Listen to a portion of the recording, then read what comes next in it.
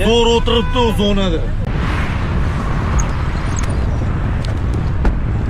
Endi bu to'xtaydigan joy emas-da, o'sha opirdicha kallasi ishlasa bo'lardi. To'xtaydigan joy emas, aka bar. Qanday kallasi ishlasa bo'ladi? Yaxshi gap. Kallasi ishlasa bo'ladi. To'g'ri shuni deyapman. Ishlagani uchun to'xtayapman. Siz zo'rsiz aka, gap yo'q aka. Zo'r o'tiribdi u zonada. Bo'lmasam to'g'ri to'xtang aka.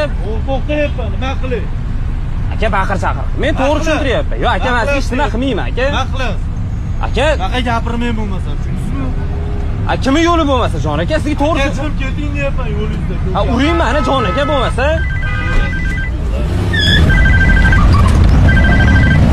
Ushbu holatda ko'rib turibsizki, kuryer tomonidan avtomashina haydovchisiga noto'g'ri joyda to'xtaganligi holatda to'g'ri tushuntirish berilyapti hamda xushmuomalalik bilan qonuniy tanbeh berilyapti. Lekin avtomashina haydovchisi o'z aybini tan olmasdan xohlagan joyda to'xtashligini hamda xohlaganicha xatti-harakat amalga oshirishligini kuryerga tushuntiryapti. Hatto ko'rishimiz mumkin videoda unga nisbatan hatto urmoqchi bo'layotganligini yoki qo'pol so'zlar bilan haqorat qilganligini ko'rishimiz mumkin. Yana ta'kidlab o'tmoqchimizki, kuryer bo'ldi degani u uni tahqirlash mumkin yoki past tabaqa degani emas. Jamiyatimizda barcha teng huquqli hamda hech qanaqa avtomashina haydovchisi qanaqadir yuqori zodagon, kuryer haydovchisi past tabaqali degan ma'nodagi tushuntirish bo'lishi ham mumkin emas. Videoning ostiga Ichki ishlar vazirligini belgilang hamda avtomashina haydovchisiga qanaqangi javobgarlik belgilash kerak? O'z fikringizni kommentariyada yozib qoldiring.